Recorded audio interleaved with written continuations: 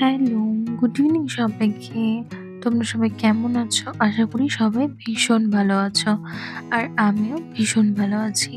আজকে তোমাদের সাথে শেয়ার করব আরো একটা আমার ভীষণ পছন্দের ডিনার থালির রেসিপি।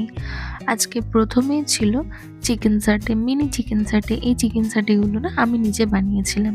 এটার একটা ভিডিও আমি তোমাদের সাথে পরে শেয়ার করে দেবো। এই চিকেন সাটেটা খেতে ভীষণ টেস্টি হয়েছিল।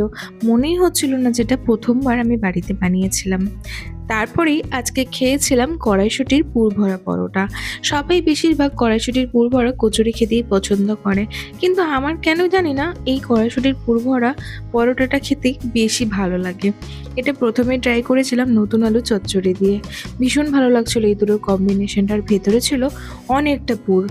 এই কড়াইশুঁটির পুর ভরা পরোটা দিয়ে আলু চচ্চড়িটা এতই ভালো লাগছিল খেতে, আমি ভুলে গেছিলাম যে আরও অনেক রকমের তরকারি আছে। এরপর ওই পরোটা দিয়ে ট্রাই করেছিলাম ছোলার একটা তরকারি। এই ছোলার তরকারিটা না মা আজকে একটু অন্যরকমভাবে বানিয়েছিল। প্রথমে ছোলাটাকে একটু মিক্সিতে পেস্ট করে নিয়ে আর তার মধ্যে আরও কিছু সিদ্ধ ছোলা দিয়ে সেইটা দিয়েই তরকারিটা বানিয়েছিল।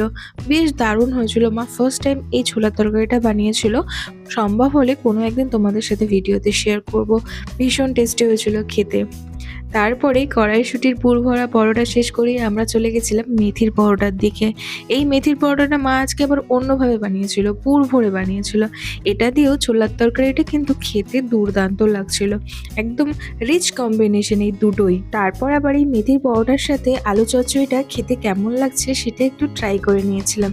বাট ভালো লাগছিল, বাট মটরশুঁটির পুর ভরা পরোটাটার সাথে যেন বেশি ভালো লাগছিল। আর আজকে সব শেষে ছিল আমার ভীষণ পছন্দের চিকেন। আমি চিকেন খেতে ভীষণ ভালোবাসি, আর এই মেথির পরোটার সাথে চিকেনের কম্বিনেশনটা ওয়াও! মানে এত ভালো লাগে, এত ভালো লাগে, মানে কি বলবো। ভীষণ ভালো লাগছিল এই চিকেন দিয়ে এই মেথির পরোটাটা। আর মা আজকে একটু ঝাল ঝাল করে চিকেনটা বানিয়েছিল, তাই জন্য দুটোর কম্বিনেশন একদম জমে উঠেছিল। খেতে ভীষণ ভালো হয়েছিল। আমি আবার একটু পরোটা খুলে দেখাচ্ছিলাম যে মা ভেতরে কতটা মেথি শাকের পুর দিয়েছিল।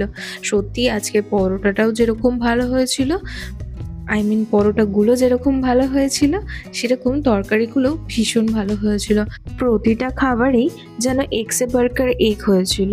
আজকে কোনটা ছেড়ে কোনটা খাবো কিছুই বুঝতে পারছিলাম না। দারুণ সব রান্না হয়েছিল আজকে। আমার তো খাওয়া হয়ে গেল। এবার তোমরা বলো দেখি, তোমাদের মটরশুঁটির পুর ভরা পরোটা বেশি ভালো লাগে নাকি মটরশুঁটির পুর ভরা কচুরি? আমাকে কমেন্ট করে কিন্তু অবশ্যই জানিও। আর এরকম ভিডিও দেখতে হলে আমার চ্যানেলটিকে লাইক, কমেন্ট, শেয়ার, সাবস্ক্রাইব করে পাশে থেকো।